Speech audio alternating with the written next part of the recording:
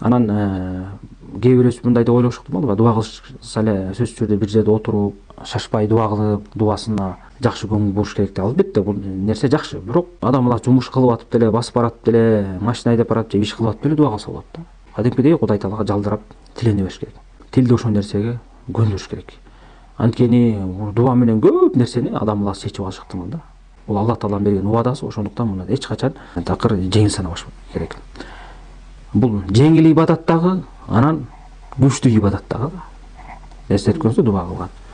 Адамдын ошо жүрөгү менен тилинин, айтып аткан тилинин биригүүсү гана керек. Анан Аллах субхана таалага ошо толук ишеним керек да, ошо дубамды Аллах субхана таала кабыл алды деген. Албетте дубанын өзүнчө темасы узун, өзүнүн адептери бар. Дуба кабыл болуш үчүн адам баласы ыхластуу болуш керек, арам нерселерден алыс болуш керек, жана ошонун себептерин кылыш керек да. Бирок бул жерде баягы ошо адам баласын туура жолдо бекемдей турган эң чоң себептердин бири бул дуба кылуу.